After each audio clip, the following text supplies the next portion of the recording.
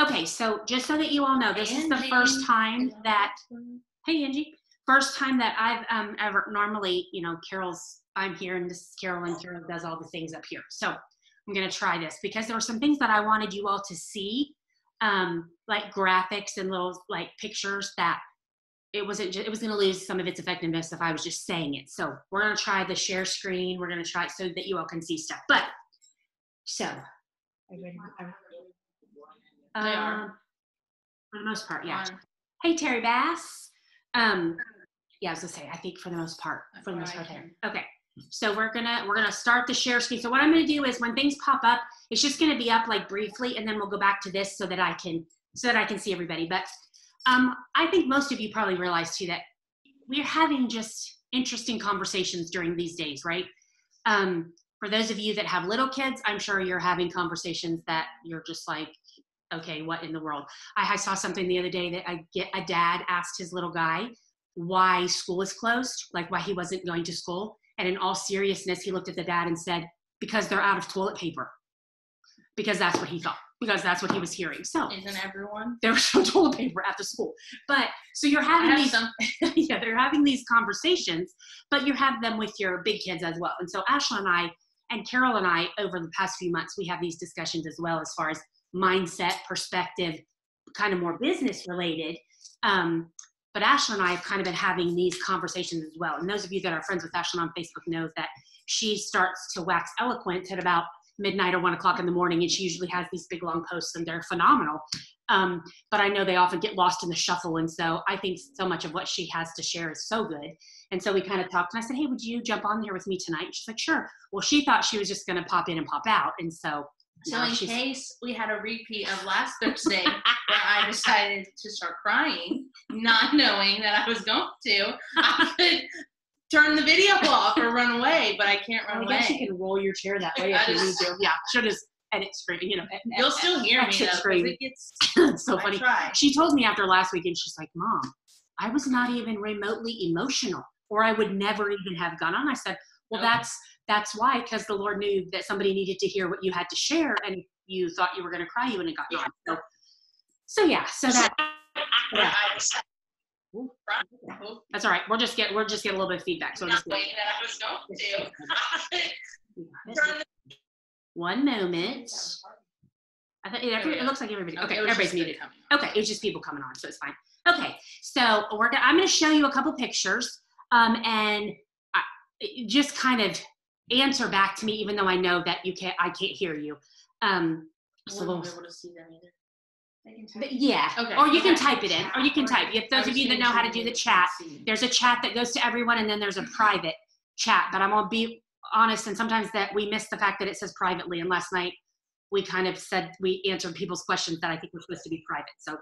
So anyway, but we'll do our best. We'll do our best. Okay, and Facebook Live, yeah, and on Facebook Live you can comment too. Type in your response. So okay, so I'm going to show you some pictures, and I want you to finish the thought that goes with these pictures. Okay. When life gives you lemons, what do? You pucker your face because there's your bronze, spread your stuff. Ashlyn loved lemons, and she would put them in her mouth and suck on them, and her lips would, like gums would start bleeding. We had a trick that a friend of ours taught us, that if you peel the lemon out, the fruit part out, and you just have the peel left, you can cut it and then flip it backwards, and you put it in, and it becomes like Bubba teeth, so it looks like your teeth are all spread apart. So I thought that was funny, but my gums did not appreciate it, so my gums would look like I just lost all my teeth because they would bleed. So yes. Okay.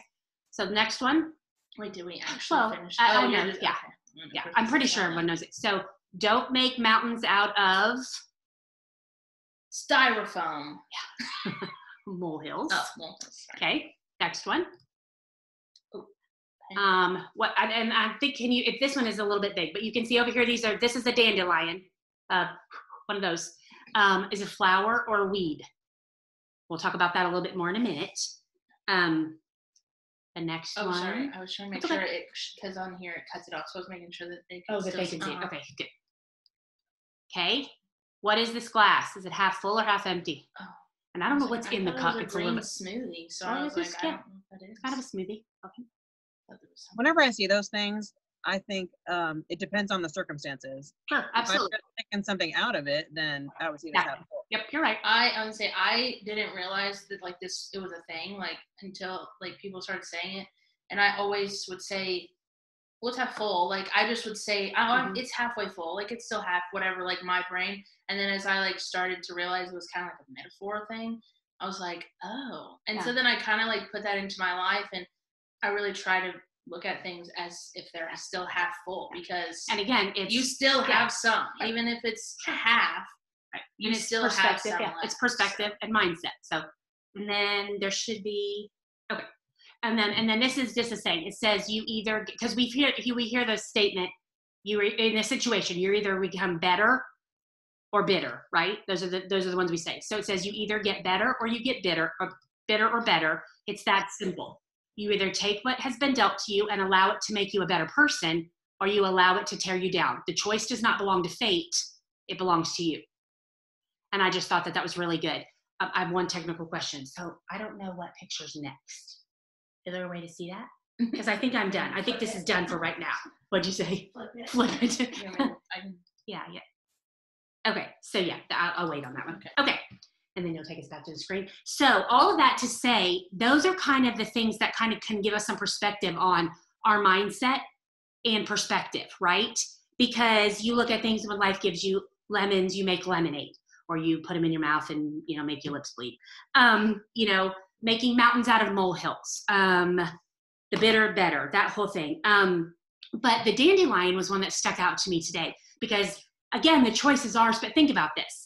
And those of you that have had children, little children, and when your child comes in from outside and they hand you the dandelions, and it's usually the yellow ones, not the fuzzy ones, what do you look at that as? It's a gift, right? And you look at it as how sweet, my child brought these into me. But when you see them in your yard as an adult and you go, ugh, now we need to mow, it's a weed. So again, it's perspective. It's the giver of the gift. It's that whole thing. And I think that these are always things that, like for me, that I've always kind of thought about, been aware of, well, I shouldn't say always, but have been becoming more and more aware of. And so I just, like I said, Ashley and I have been kind of talking this through, Carol and I have been talking this through for a long time, but more from the business aspect. But right now, there's just so much going on. And there's so much that we kind of have to interpret, slant, spin, for a better word, because especially for those of us who are in households with other people. So those are just kind of some things that I wanted to start out by thinking about. And then here is an interesting thing. I don't know if you all have heard this or not, but we actually only function out of 5 to 10% of conscious thought. Like we choose that action, response, but the rest is actually subconscious. So think about that for a second. That means that the majority of what we do, say, think, a lot of time just comes from the groundwork that's already been laid. And if you think about it, like for us who we see a holistic doctor and some of the techniques that she uses, it can actually kind of walk you back through to where maybe some of that groundwork was first laid, like even as a child. And it's just so interesting. And so I think one of the things that kind of jumps out to me is that becoming more aware of that, and how many of us respond or react because it's kind of become the norm for us. That's just what we do. It's almost like emotional muscle memory. And for those of you that are familiar with any like trauma therapy, healing things, it's a process of retraining the brain so that when this is said or done, we don't default back to that all the time. So it's just retraining. And I just think that that's interesting, that's kind of what we do all the time and we just haven't realized it. And if you think about it, we often do tend to deal with some of the same stuff for a long time. And so it's because sometimes we're just not getting in there really and maybe dealing with it or taking care of it, as maybe we could. Can any of you think of something that you learned, functioned out of, or feared growing up? And if you think about that, think about, is that something that you've been able to maybe grow out of? Or is it some of it that's still there? And I think we all have both of those. You know, there are things that we have been able to walk through, heal from, but sometimes we don't, and sometimes we don't even realize it. So right now, obviously in this time frame is just uncertain and unknown territory for all of us, right? And on our class last Thursday, we talked about emotions. We were talking about emotions and oils, but talking about emotions. And some of the 4 biggest things that affect our emotions are stress, hormones, fatigue, and hunger. Realistically, how many of those can we actually control? I mean, honestly, and sometimes, I mean, food and fatigue, right? Because we can eat and we can sleep, or we can try, but you know, so half is and half isn't. And so we have these things all coming at us right now. And the level of stress is crazy, I think, on everybody, but in different ways. And for those of you that saw the Facebook Live I did the other day, one of the things I talked about was grace, and extending grace to others, and extending grace to ourselves, because some of us are in situations that we've never been in before. There are some of you who are homeschooling for the very first time. And that I know is crazy. From personal experience, I know that. It's extremely stressful, all of that. So I was thinking too, like, I grew up in an era where I watched our moms. I only have one mom, but we watched moms in general and women. It was almost made to seem like they weren't allowed to take care of themselves. Like self-care was selfish. They had to take care of everybody else, but couldn't take care of themselves. And I think as my generation has grown, I think we've been able to learn that is okay. And even encouraging our moms that, hey, it's okay we need to take care of ourselves. You know, we've all, you know, again, that it's not selfish. And so I've got a couple other pictures that I want to show you, and Ashlyn's gonna help me with that, because, and just kind of, so again, the concept of, you know, just kind of this whole thing of taking care of things. And that, you know, one of those things too, when we're dealing with stuff, is sometimes the hardest battle is between what you know in your head and what you feel in your heart, and trying Lord, this one gets me.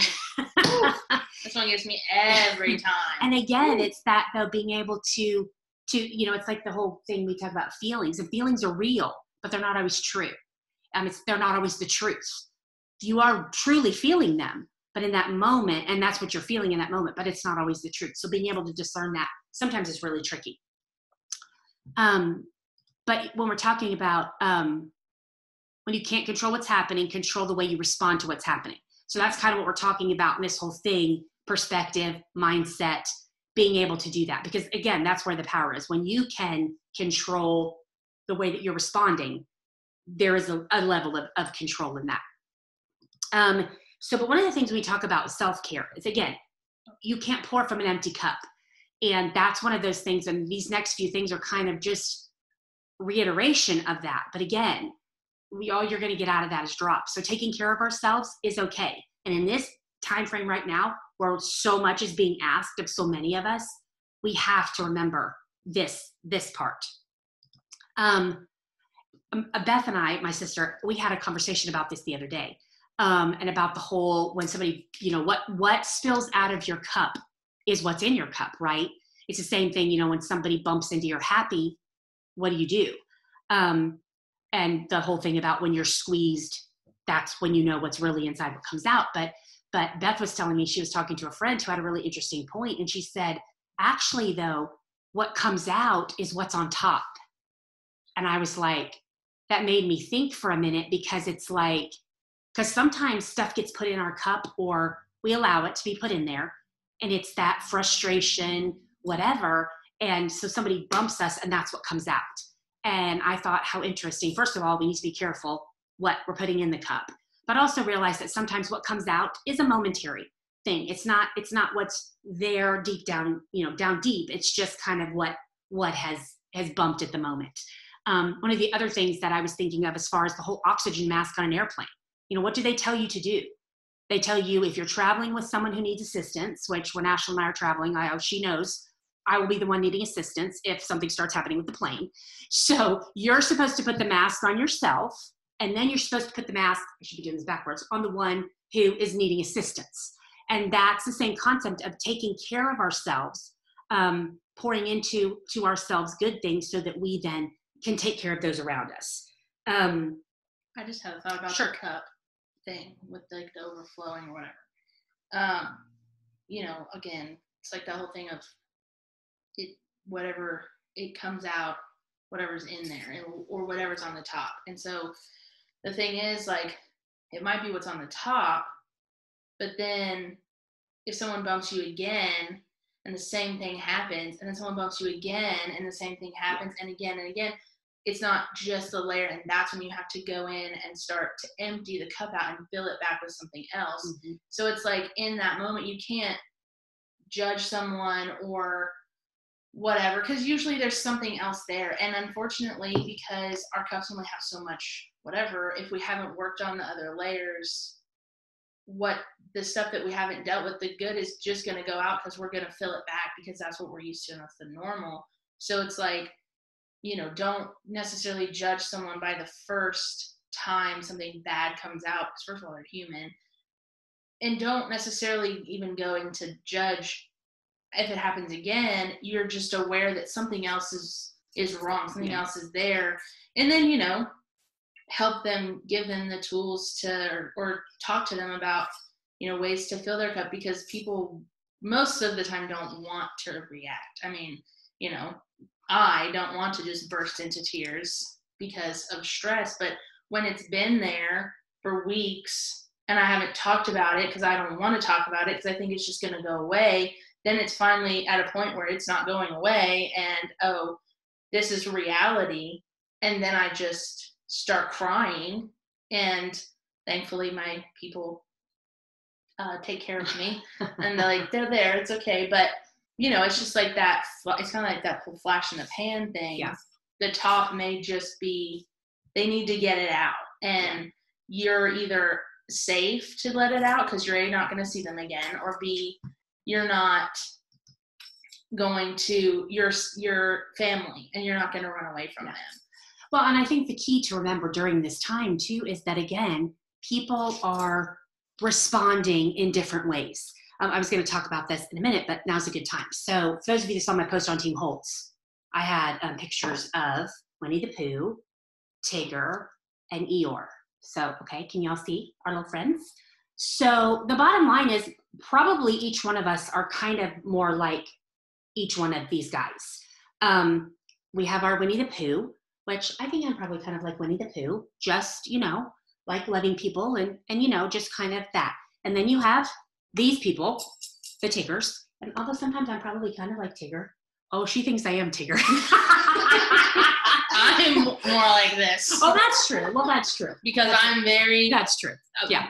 People who know me will say that I'm very expressive and very loud and very... But those are really the only people that know me. And Beth is very much agreeing. But on the whole, I'm very mild-mannered and very go with the flow and very even-keeled. Yeah. If something happens that jostles my emotions, whether it's good or bad, I can become Tigger, or I can become, but on the whole, that's true. They used to call me Tigger when I was little, and I still have those tendencies, because when I'm in a good place, I can be people are shocked when I tell them I'm an introvert, because they're like, what? Because I feel like happiness and kindness is like way more effective than meh and meanness. Like, that's just me. Yeah. So on the whole, I think I'm probably more like Pooh Bear, Winnie the Pooh. There we go. Let's say. But I have moments even of Eeyore where I just unhealthy side. Carrie Swafford said, "I'm Tigger. Lord help everyone." Yes, we know she you're is a Tigger, Carrie Tigger. Swafford. And We know that for sure. Tiggers, Yes, we do. And we all need Tiggers, and Absolutely. we all need, because we and us Pooh or Pooh Bear or Eeyore, us Eeyores. This was the biggest Eeyore that I could find. Need a Tigger. Yeah. And I think, but sometimes Tiggers are a little much for us Eeyores or Pooh Bears that just want to go with the flow, and we're like, just let me say, like, but. Yeah. But I think my point in that is that we have those probably within our own household or within our sphere of, for those of you that are still working, you essential workers who are still working, able to work, outside the home. There's just a lot of those pieces going on, and trying to keep it into perspective of it's just different, and it's a different way that people deal with stress. The people that you see on Facebook that are posting the sarcastic, funny memes all the time, I promise you it doesn't mean that they don't care what's going on. It's just their way of coping. For people who come across frustrated and angry, that too is just the way of coping. For those that are crying, again, it's coping. So it's just, again, extending grace, because everybody, first of all, we've never done this before. And so everybody's just processing it their own way. I think there's a different side of it too, because in my house, there's only 3 of us now. And we all have demonstrated, normally my mom is the crier. We know that. I don't know that I've seen her cry once. She might have to my dad, but I don't think I've seen her cry once. I actually don't think Even when I've cried, she had. Well, she might have teared up a couple times. My sister's like that. Yeah. But I've been the crier. My dad has been frustrated. And mom goes into be busy. And that I shut down. Like, I don't. We're painting, we're rearranging rooms, we're sorting. Once I started painting, I was like, okay, let's do this, let's get this done. But this has like been a little bit difficult for me, because a lot of my things have been taken away from me. And because I'm introverted, you would think it's like, I've seen a lot of things that this is an introvert's dream. Yeah. Well, actually, it's not. It's actually really hard for introverts, because we're not alone. Most people who are introverts are not living alone. If they are, then this might be their dream. But even at that, we still have our people, and we still have our things we want to do, and all of that has been taken away. And for me, I had a little bit left, and this last Sunday, the last thing that I was able to do was taken away from me. And because of just circumstances and because of just logistics, and I completely understand it, but it's been hard, because it's like, for introverts, we still have something. And for extroverts, it's hard. You guys, it's harder for you in a different way, because there is no social interaction, or at least much. And so, I mean, when you run out the front door to talk to people that you don't even know on the sidewalk. Yeah.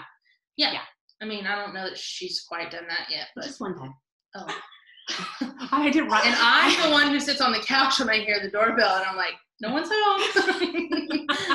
But all that to say, everybody's like dealing with it differently. So like, where I am, I started to wonder if I was getting depressed, and I then of course started to panic, because I was like, oh no. But it's not. It's just a different way of dealing with it, and thankfully I'm able to express that. And so it's been hard for me, because I don't want to take away this time, like for my mom to be able to do projects, where for me it's hard, because I don't want to do that, because I'm still dealing with the fact that my whole life has been thrown up in the air, just like everyone else's, but it's in a different way. And so it's like everyone's dealing with it differently, and the different characters from Winnie the Pooh deal with it differently. And so, like I said, most of the time I'm Winnie the Pooh. If you're holding. And, but then it's like the oh bother, like that's where this comes in, and you're just like, please leave me alone. And so it's just, everyone's dealing with it differently, and trying to help everyone in their own, and not be selfish, because in this time, I think we all kind of go towards the selfish, I want to be alone. I want to be left alone. I want to whatever. My mom wants to work, and I don't want to. And my dad gets frustrated and wants to talk about it, and I don't want to listen. And it's just, you go into a selfish thing, and it's just, you're learning. Everybody's learning through this. And I really hope that at the end of it, we come out better people, and being able to like to love people better and to grow, and obviously taking time for ourselves and figuring out how we need to deal with it, but then also loving people the way they need to and putting our selfish things aside. Well, we both saw that quote that said, you know, what do you hope when this is over? What do you hope is different about yourself? Or, you know, and that's a good question, you know, and look at it and looking back and going, again, it comes back to perspective. Even I was talking to my mom the other day, and even these kiddos that are all home now, the parents have one perspective, but my guess is in 10 years, 20 years, when you ask these that were children, they're going to be like, oh man, it was great. We stayed home. We did this, we did that. Played games with us. You know, did crafts. And so it's, again, it's perspective. So, you know, we've kind of been talking about kind of a little bit focused on ourselves and how we can help ourselves and those kind of around us. One of the other things I was going to encourage you to do is make sure that you have people that you're talking to, and that actually you're talking to like this, or through FaceTime, where you're seeing people's faces, because it's different than just talking on the phone or WhatsApping or something like that. Because when you're looking somebody in the eye, I had a call with somebody the other day, and at the last minute I said, hey, can we do this video wise? And she's like, sure. Well, in the midst of that call, she started crying, but the only reason I knew that was because I could see her. Her voice never changed. And I thought I would have missed that had I just been on a call. So during this time, and again, people are becoming much more familiar with this and willing to do this. We need to do that. Gives you a little bit of, you feel like you're connecting. Yeah. You feel like, you know, when I'm dying laughing at something, I'm having to tell you, or you're having to hear that I'm laughing, where you can see my face. And I've seen during this whole thing, I watched some different shows, and on them, they've brought different people on, and they're talking about how contagious just a smile is. And it's so true, because if you're sitting there talking to someone and they start smiling, like Beth right now is being silly, and it's like I start laughing because we don't even know what's funny. Yeah. You know, the other day I had a post on Facebook. Well, I'm reading a book right now. It's like a devotional type thing, and it was talking about how God gives us divine appointments all the time, and our job is to show up for them.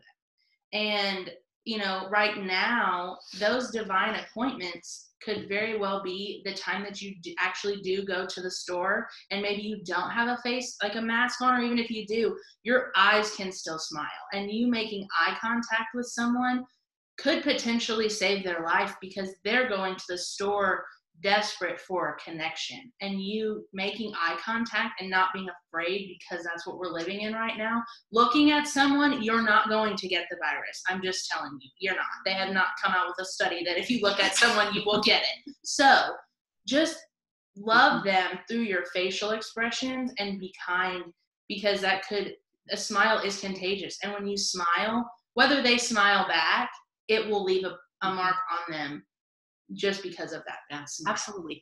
You know, and so we've kind of spent a little bit of time talking about trying to keep ourselves healthy so we can then take care of those around us that God has entrusted us with, whether it's the family in your home, whether it's if you are a leader of a team, you're out working, Walmart, whatever you're doing, we got to take, again, we can't pour from an empty cup.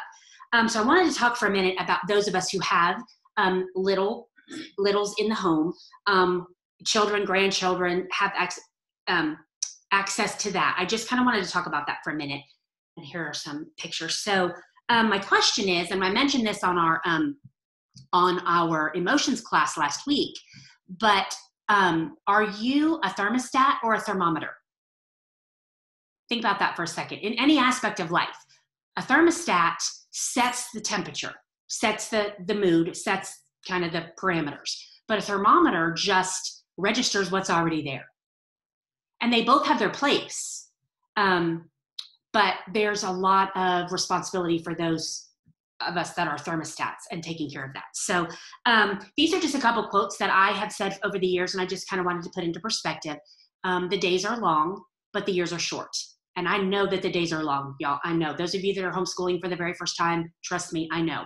There were numerous days when I told my children, get in the car, I'm taking you to the school and dropping you off on the porch. And they're like, but Mom, they don't know us. I'm like, yeah, well, they're going to get to know you because I'm done with this. I'm done with this. But I wouldn't trade it for anything now, promise. But there are days that are super long. So here's a thought too. Those of you that have littles, those of you that maybe you have grandchildren, something that you kind of can think about, maybe even share with the parents of those grandchildren. Have you filled your child's cup today? Smile, be kind, offer a hug, pause, breathe, listen, teach, solve problems, love.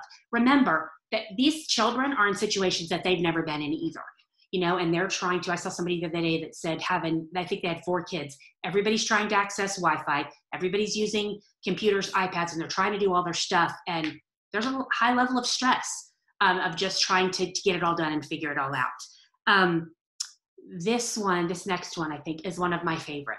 So, and this just puts in perspective. It says, when the milk is splattered all over the floor and those little eyes are looking at you for your reaction, remember what really matters. It takes 5 minutes to clean up spilled milk. It takes much longer to clean up a broken spirit. And I thought, again, I am not sitting here telling you that I did everything perfect and that I never hollered at my kids because something got spilled or something got knocked over, because I did. But it puts it in perspective when you go, okay, hang on a second. And again, the littles in our life are looking to us for their reaction and what they should know. Ashley and I were talking about this with my husband, and we have always said he's very calm in stressful situations. So like when the weather gets squirrely, he's very, not nonchalant, but he's very calm.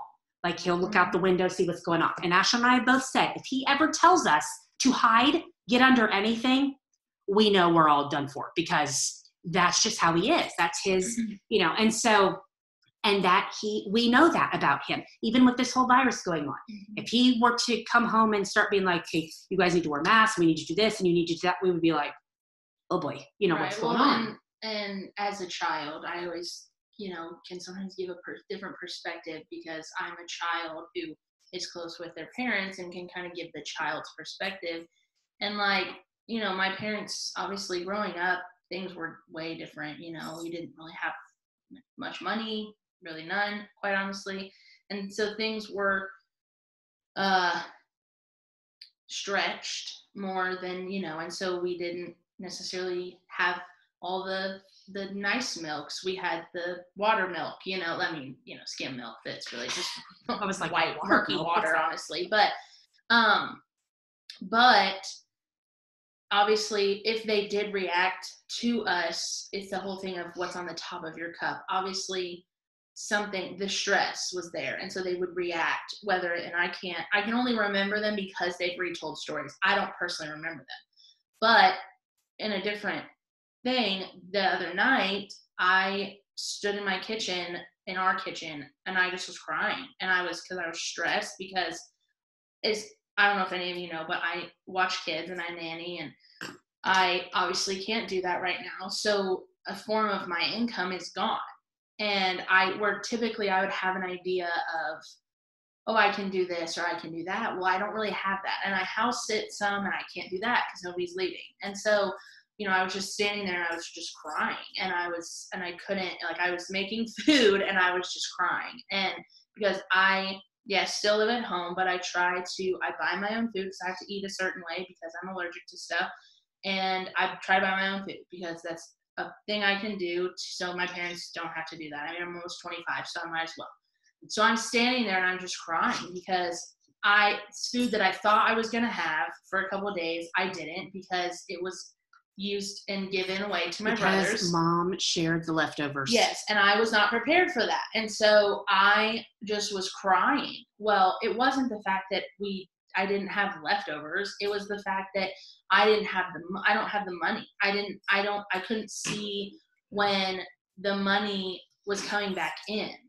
And so, my mom is standing there and she's talking to me. And so I finally calmed down, and my dad he comes into the kitchen, and I can tell he's trying to figure out, okay, how do I talk to her? Because he wanted to comfort me. And I knew it, because as soon as he walked in the kitchen, I was like, I'm gonna start crying again, because I could feel he wanted to comfort me. And so he comes over and he's asking me about something, and So then he says, can I ask you a question? And I said, yeah. And because I had made a statement, about, because I knew I wasn't going to starve, so I didn't have money. My parents would help me. I knew that.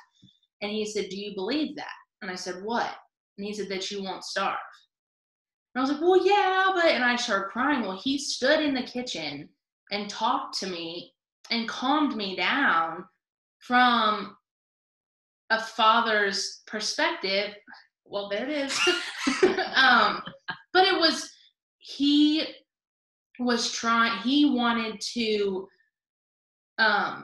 in a sense, he wanted to set the temperature. He wanted to bring it down. He wanted to comfort me. He wanted to make things better. And I stopped crying, and I kept crying because I kept thinking about that my dad was standing in the kitchen. I know of dads who don't do that.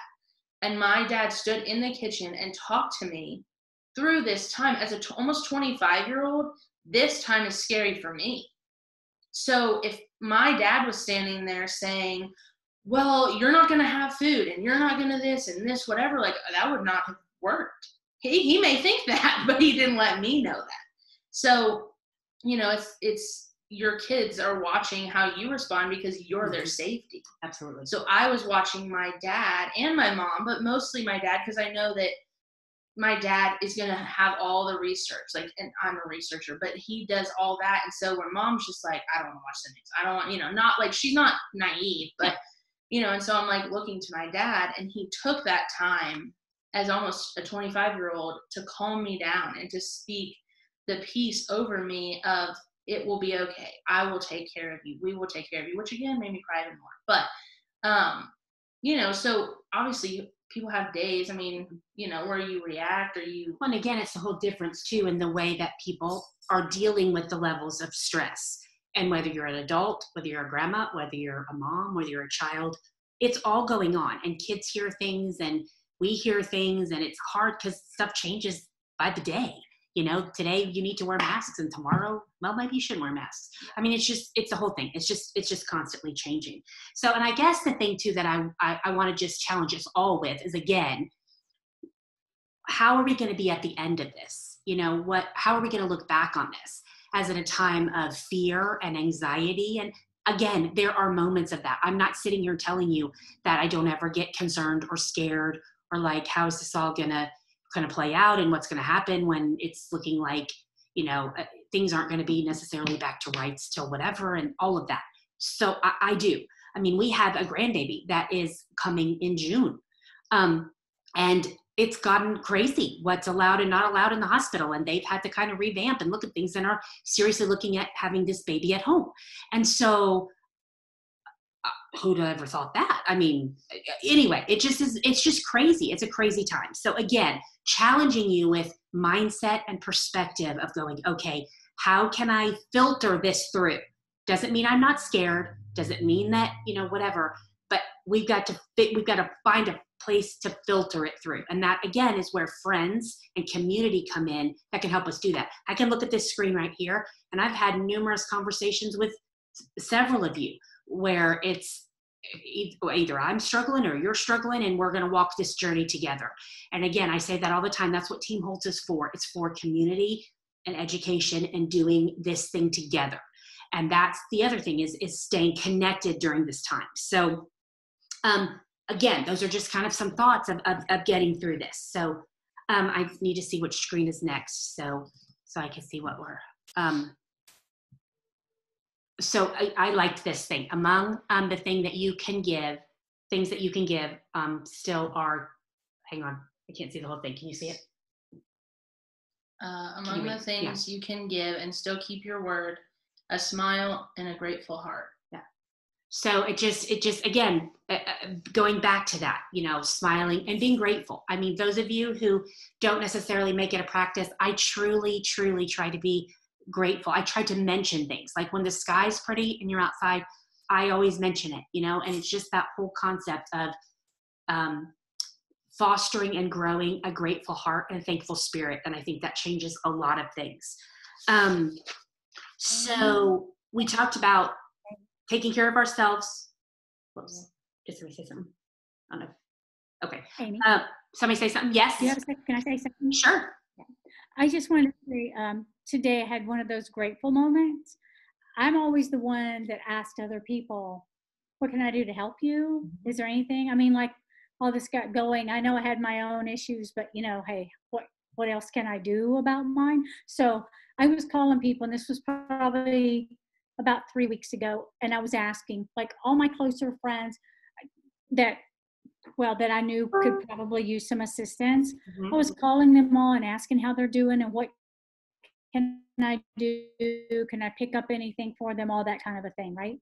And then I realized, I'm in that category that I need to be careful too. But other than that, I mean, we all are though. But today I had somebody call me. I had somebody call me today, and that surprised me. But she called and she said, do you need anything I can pick up for you? And I'm like, oh my God, this is what I offered to everybody else. And now somebody's offering it to me. Yeah. It made me feel special that she did that. And then she also said, and I have some masks. I know that I don't know how much you're getting out, but if you do, you should have this. So she brought me over 3 masks. And she said, I may get more later. If I do, I'll let you know. But she just brought them and put them at my door. And then she sent me a text saying that she had done that. I just thought that was the sweetest thing, because I'm not used to people doing that. I'm used to being the one to do. It's interesting. It's interesting because that was kind of the next thing when we're talking about just a few ways to really try to maybe help take care of others. And one of the things is that, like we said, everybody processes stress differently. And one of those things is personalities, like the Enneagram, if those of you are familiar with that, or maybe just a little bit familiar. We're actually going to talk about that next Thursday. Ashlyn and Carol just did a breakout session at a virtual conference that she was at on that. So we're going to talk a little bit about that. But you have Enneagrams, love languages, the DISC tests, personalities, and even your birth order can all play into that. But for those of us that are helpers, that are constantly helping other people, sometimes you don't always get that. But when somebody does that for you, you're kind of almost astounded sometimes, because it's like, oh, because you're so used to doing that. So that's I love that. I think too, that's one of the things as far as, I mean, I love the Enneagram first, mainly because it's taught me about other people. I also learned I've learned a lot about myself. But it's like learning how other people are loved, and, certain things are hard for me. Like if you feel like, fueled, like if you're fueled by getting positive acknowledgement and like not necessarily compliments, but like it's just, oh, I just love doing this, and I love helping, and my mom loves to help. I like to help, but that is not how I'm energized and fueled. I will help you, and I will be happy to help you, but I am not fueled by that, where she gets like energy from that, like, and it's like, okay, how can I help you? How can I do this? How can I? And I'm just like, I can't. But it's learning how to not necessarily discard all of your needs and be like, well, I just have to learn how to love people differently, and my needs just go to the side. That's not what I'm saying.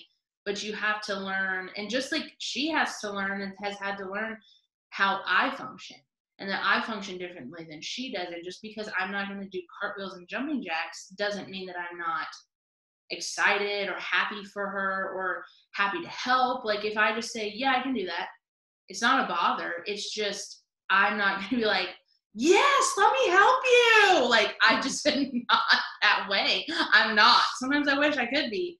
I'm just not. And so, I think even just in this time of having some downtime is learning more about yourself, but also learning more about other people and learning their love languages. I mean, I love knowing what other people's love languages are. Now, some of them are harder. Like gifts is not my love language. I do not like getting gifts. I really don't, because I don't like having to be expressive, really, let's be honest. But my mom loves to get gifts. I mean, like flowers, but I know that she likes that. So I don't like flowers, but I know she loves flowers. So I get her flowers, and I just got, I mean, this was like 2 weeks ago. I got some delivered from a place that we've been wanting to go to because tulips are her favorite. And so, but I've learned that. And so it's like learning how you can love other people. And then in return, they will at some point love you. They'll learn how you are loved and love you in that way. And so then when you are, you feel warm and fuzzy inside, and you're like, oh. Well, and I think in this time frame, again, it's the whole concept, again, going back to grace and extending grace, because even the whole thing about, again, we all know that people say stuff and stuff on social media that they shouldn't say. They just do. But I've seen so many comments, and even just the whole thing about what is essential. Well, that honestly is different for everybody. And I saw a thing one day that said, that business that you don't consider essential and may not be quote unquote essential is essential to the people that work there. And it's essential to the person that owns that business. And so again, extending grace to people. And I saw a comment the other day about somebody that was buying stuff, and they're like, that's not essential. And somebody got back on and said, but you know what, if that person struggles with addiction and they know that they need to stay busy, that is essential for them. Mm-hmm. And again, I understand that can be taken too far, but again, extending grace and realizing that nobody's ever done this before, and everybody's trying to navigate, for the most part, the best that they can. It's like, so this was something that I found actually kind of like at the beginning of all of this, so about a month ago. And it's a thing of like, let's pray for, and it's like different people to pray for. And it's kind of a long list, so bear with me. But it says, let's pray for the widow who is home alone, the elderly who fear being disposable, the autistic friend whose schedule is off, the single mom who can't get milk for her baby, the orphan who doesn't have a family to be with, the children who have to stay home with abusive parents, the dad who's always feared he wouldn't be a good provider, the kids who relied on free lunch at school so they could have a meal, the doctor staying in a hotel so they don't infect their family, the neighbor who already struggles with depression, the couple whose weddings are being postponed, the sober community who is afraid of relapsing, the diabetics who fear running out of insulin, the homeless who relied on handouts, the nurses pulling all-nighters. And it's just a different list of things that you don't think about. The people who are taking their kids to the store, that's because they don't have anyone else to watch their kid. Now, it's not let your kids run wild and touch everything, like it's, but they may not really know what to do, and, thinking of the sober community who is afraid of relapsing. Like, I have a friend who is pretty open. She's learned that being open about this struggle is the best way for her to deal with it, but she struggles with self-harm, and has, as long as I've known her, and I've known her for a while. And she had a post the other day that she had been 10 days sober, self-harm, free of self-harm, and her counselor was surprised because of the state that she's in, because she's been taken from her church because we can't meet as churches, in person. She is a little bit on the autistic side, so she does go, and so she has a group of friends that she was with, and so all that's been stripped away from her. And it's a badge of honor to have 10 days sober in this time. And think of all the people who are years sober, who are right now not able to do what they're used to being able to do because that's their new routine. And it's just, you're quick to judge because we're all afraid right now. If there's a fear of, is this going to end? Which we know it will end, but when is this going to end? What will normal be after? Will it be normal? Will it be a new normal? And it's just, everybody's dealing with the fear differently. And in reality, I said this to my mom the other day, how many of us as believers will stand before the Lord at the end of our lives, and this time frame will be something that is pointed back on that we could have done and that we let people down. And I thought, wow, because people are watching us. People are watching that right now, how we're handling this. And that doesn't mean that we don't sit in our houses and cry. I mean, hello, that's what I've been doing all the time. It's just our way of coping, but that doesn't mean that we throw the trust out the window. Even just trust in whether you like politics or whether you like our leaders or not, they really are trying to do the best they can. And trusting in the fact that the medical staff, the doctors are doing what they can. The researchers are doing what they can. So they're trying. Getting mad and getting annoyed is not going to fix anything. And worrying all the time and calling people out on social media because they're buying something that you don't think is essential, but it could very well be saving someone's life. Yeah. And again, it's perspective. And again, that's just kind of what we're here doing, is just reminding that, again, it's perspective. Like I heard a quote one time that says, we judge ourselves by our motives, okay? And by our heart, because we can see ours, or, we know ours. We judge everybody else by their actions. And actions are not always the truth, right? I mean, they're not always accurate. So again, just something to think about. So I have a couple practical tips just going through this time. One of them is, do not watch the news all day long. Don't do it. It really doesn't change much. And if it does, you're going to get a tweet, your husband's going to text you, you're going to find out somehow that something major has happened. But just watch it a little bit, catch up on whatever, and then change channel. And my channel, Hallmark. Yeah. My advice is to watch like midday. My thing is right now, I have recorded my Dr. Phil episode, but in the middle of it, our governor gives an update. Well, I've been watching all of them because that's about the time he gives the updates for the day.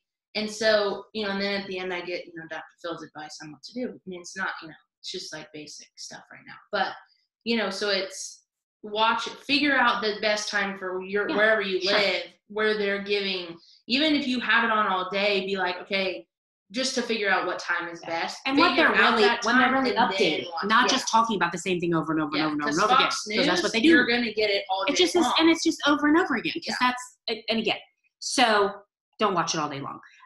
Journal. Those of you that have been journaling, I actually write my prayers out at night because it keeps me focused. My brain doesn't tend to wander as much. But journal through this, brain dump. When that is just like literally all that's going on in your brain, a lot of times once you write it down, it actually gets it out and you can actually kind of calm and move on, if that makes sense. You can only stuff things for so long before it's gonna burst. So let's try to keep stuff from bursting. Let's just, again, we talked about FaceTime, Zoom with family and friends, staying connected, seeing faces, Facebook Messenger. For those of you that, if you don't have, we've done that. We had a 2.5-hour Facebook Messenger phone call. It was actually started by an accident because my mom's phone just decided to call us in a group message itself. But 2.5 hours later, we were chatting. So good. It was great. If those of you turn on some worship music, send me a message if you want me to always share with you when they're going live. That is, it refocuses, recenters you, for those of you that especially our people of faith. Join a church service. We have the ability right now to go to as many services as we want on a Sunday because everybody's broadcasting, everybody's sharing them. And I think it's great. So I can see all of the churches, if I wanted to, that all of my family goes to, all the different ones, and we can watch them all. And so just find one. And if you don't have one, shoot me a message. And I have opportunities except for this week because it's Easter. They won't have their traditional, the normal Sunday night thing that they do. But we can send you last week's. Yes, last week's was really it was good. The pastor of our service. Yeah. It's a great So message. there are options. If you don't have one that you're comfortable with, let me send you that. Get out in the sun. And if you can, other than Carol who has fire ants in her yard, stand in the grass barefooted. There's something about your bare feet in the grass and wiggle them around and get that going. Again, those of you that are on here that use oils, we often put oils on the bottom of our feet. So just get in the grass and rub your feet around in the grass. And for those of us that do oils, we have a wealth of tools at our fingertips to help through this time. You know, on our emotions last week, we talked about fear stored in the kidneys. We've got wonderful oils. Our adaptive blend is huge for mental health, helping to balance emotions. Is that in your diffuser, Terry? I'm assuming Terry's pointing to her diffuser behind her. She has adaptive in there, I believe. And so we've got options, but here's the thing, guys, we have options. We need to be sharing those options with those that we can as well. Because again, people are looking for hope. They're looking for answers, and we have them. So again, it's not about selling anybody anything at all. And that's why I say to people, if I'm sharing something oil-wise with you, it is not about selling. It's because I care. And I'm hoping that this might work for you as well. Tracy just said, it's 34 degrees and snow today. She will wait for the grass. And I'm like, oh my goodness. Yes. Her feet will be into snow. I mean, I guess, you know, that might, I don't know. That would be a nice jolt to your inside. Yes. One of the other practical things we've talked about too is for those of you that like to make lists, do that. Make a to-do list of all the things that maybe that you would like to get done, even a menu list. Because here's what I found. And I told you this a few weeks ago when we started these calls. I found that when I was asking Doug and Ashlyn, hey, what do you guys feel like eating? I would list off the same 3 things. We have potatoes, we can do omelets, we can do hamburgers, I don't know, whatever. And then that's all I would come up with. And I'm like, okay, that makes it sound like we don't have any other food. I know we do. So I literally wrote down all of the main, you know, dishes, things that I could make. And I came up with over 20. So now I'm like, hey, look at the list. Anybody, what do we feel like that's on the list? And that, again, it's giving you also the perspective of we don't just have 3 meals we can eat. You know, it's like going to the grocery store and they keep telling us not to panic about toilet paper, but when there's none on the shelf, it makes me panic a little bit that there's no toilet paper. So it always comes back to toilet paper, I know. So anyway, those are just a few thoughts. I thought we have been talking about that, and it just kind of thought, I thought I'm just going to get on, share this. Again, not at all an expert on all of this. It's just kind of been my own journey for the last few years of trying to kind of shift my own mindset, my own perspective. You know, again, you've heard the story about when the football players are all gathered in the huddle on the football field, they're not talking about you. Again, for those of us that kind of have that personality, it takes some time to change that. So just wanted to share a little bit about that with you all. And I'm thankful for Ashlyn getting on with me. And like I said, those of you that are friends with Ashlyn, if you're not friends, she shares some really great stuff. And really, like I said, it's usually about 1 o'clock in the morning, and I'm usually drifting off to sleep, and I get, oh, Ashlyn's been on. Let's see what she posted. So, but again, we're all growing, we're all learning in this process, and just I think we're here to be together to do that. So please stay connected. You all know that we're doing these every Monday and Thursday. Monday nights are a little bit more lighthearted, fun. We've done cooking with oils. Last week we did bingo, which was a huge hit. I've got numerous messages from people that are like, oh, I missed it. And I'm like, okay, we're going to do another one. But that was fun. This coming Monday night is our kids night. We're doing a kids thing, and we're making Play-Doh. And Carol's going to post a list of the stuff that you'll need for that later tonight. And I've got a couple people that I'm actually going to take the supplies off, drop it on their porch for their kiddos, and then have them get on and participate. Obviously, we're doing it like this. So it might be a little wild, guys, just so you know. It might be worth just coming just to watch and see how that's all going to play out. But we're doing Play-Doh, and we're doing slime. Is that what it's called? Just slime? And I think we have a scrub, like a sugar scrub we're doing, and then a spray, like a nighttime, bedtime serenity, put the children to sleep spray. So that's what we're doing this Monday night. And like I said, next Thursday, we're doing the Enneagram. So those of you that are familiar already, bring yourself and your number so we can talk about that. It'll be fun. Those of you that might not be, just Google it, kind of pull up some information. What I might do. I'm going to throw this out there. There has been some controversial information that's come out. So if you do Google it, there may be some stuff that pops up. Just know that I do not use this as the gospel truth. This is just because sometimes the test results are actually inaccurate. Because a lot of times we take tests as if the person we want to be. So I did not take the test for the longest time because I am not, I don't do fads, and I kind of thought that's what it was, so I just ignored it. But once I took the test and I learned so much about me, I was like, oh, wow. But I've also taken that and gone to my real source of truth, which is God's word, and lined stuff up, and how that, like, I'm not taking this Enneagram well. I'm a 5 in case anyone knows what it is in those numbers, but I'm a 5. And her picture should be right next to the 5 in the Enneagram dictionary. I'm a 5, and well, I just act that way because I'm a 5. That's not it. It's a personal growth thing, just like your love language or whatever. It's just a personal growth. So I have a test that I use and I send to people, which I can send to my mom so she can send it to you all if you want it. But just know that there is some stuff about it. Some of the stuff, it's just the timing of things is not necessarily as accurate. So just know that if you do Google it, don't think that we're some, like,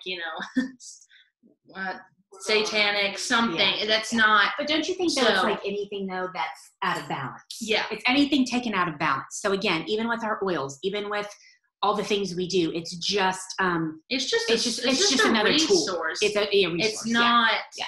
It's not the gospel truth. It's not. Yeah. It's just, this is a tool that could help you. And for me, the Enneagram has been probably the most deep and accurate that I've ever seen. So it gives you it's like it goes the deeper level.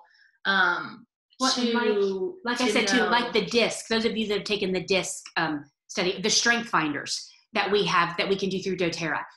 Again, they're all just tools, and it helps you understand yourself. But more than that, it can help you love the others in your life, understand them a little bit better. Like, it was a real eye opener for me with Ashlyn, because it blew my mind that when we went out, like, to lunch or something, and I'm like, hey, let's go to Target. And she's like, I don't want to go to Target. And I'm like, what do you mean you don't want to go to Target? Like, I don't understand. What about Dollar Tree? What about Ross?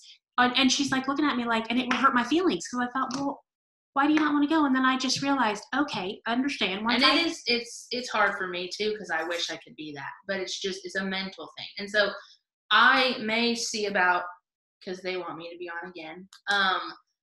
But I may see if they want to put a post out. So for those of you that are going to be on, and even for people who aren't on this and are going to be on that, to put your Enneagram number on there, to then find focal points, like even the strengths and the weaknesses, because there are both sides to it, whether we like it or not.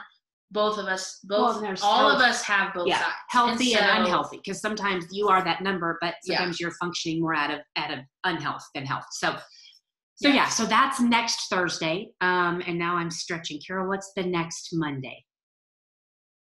I know we've said it because I know it's on the calendar. I don't have my calendar in front of me. Do you remember? Carol's going to look and see.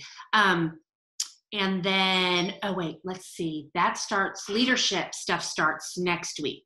Monday and Friday of next week, right, Carol? Right. So next Monday. The following Monday is the Enneagram. Oh, the following week is. Thursday of next week is. But what's Monday? Oh, Monday's the Plato. Oh, that's right. We're doing the Enneagrams on Monday. Okay. So next Thursday, I'm sorry, I got this wrong. Next Thursday, we are going to talk in depth about the adaptive oil blend and that.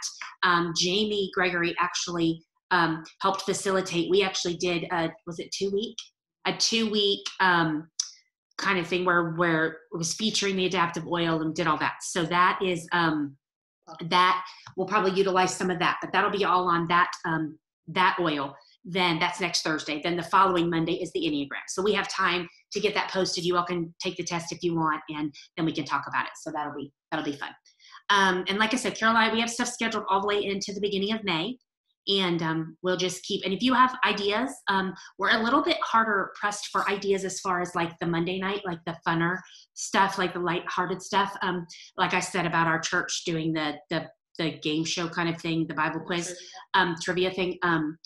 Carol and I talked about that the other night and doing something oil related with that too. So we might do that, and we'll figure out if we can, almost like Family Feud. We talked about trying to figure that out. So we'll work on that too. Yeah, that's what I mean. And oil, yeah, we'll do it like oils with questions on oils. So anyway, anybody else? Let me look. I just want to make sure I'm not missing anything. Oh, Felicia. Felicia is an au pair. So she said she did Play-Doh with her kids today. So she's already made some. So, but it's fun too, because we're going to add essential oils to that too. So if you have kiddos that, maybe you want to do some Play-Doh that they can do before bed, we could do some lavender, some serenity, things like that might be helpful. Tracy just said, which I've heard of this person, yourenneagramcoach.com is like a more biblical based. Yep. She is. For the Enneagram. Is that Beth? Yeah. I get her emails. Oh, yeah, I get her before. Yeah. So again, all that to say. Yeah. And hopefully, obviously Carol and I and Ashlyn well enough to know that that's obviously our basis is always comes back to the foundation of Scripture and the Bible. And so that's, Yes, Terry Bass is the Enneagram. Enneagram. Yeah, that's what it is. And there are some tests that you have to pay for, but you can get the free ones. Yeah. I've only done the free ones because the one I took was like 100 questions or something, because they ask you like the same question in a different way. Yeah. Which I think is great, because sometimes you answer the question, you're like, well, kind of, but not really. So it just gives you a different, but I'm going to look up that Your Enneagram Coach, because I've never looked at the actual website as the, but I have all sorts of, I follow all sorts of social media stuff. Yes. So let me look at Facebook. Oh, Peggy says the mayflies are horrible right now. But yes, being outside helps. And then fives need to stick together, because Peggy Muse is a 5 as well. So she and Ashlyn are the same number. So anyway, I hopefully this was I just really kind of wanted to get on here and encourage and chat, but although I did most of the chatting, I know y'all didn't. So, but hopefully, we're all, like I said, we're all in this together. I feel like I should break out in High School Musical and, be doing, exactly. But we really are all in this together. And that's, if there's anything that at the end of this, I hope that we can really remember that and as a team, and that is the goal on Team Holtz, is to do that. So anyway, it's good to see you all, and hopefully we will see you again on Monday for those of you that are up for Play-Doh and slime, or just watching Play-Doh and slime, because that might be enough. That might be fun in and of itself. So it's good to see you all. Good to see you, Terry, Becca, Jamie, Mom, Felicia, Angie, Beth, Cindy, and Tracy. Felicia, Angie, Beth. Yeah, that's a long name, isn't it? Yes. And then there was a bunch of people on Facebook. But again, it's good to see you all, and we will see you soon. Bye, guys. Bye. Thank you. See ya.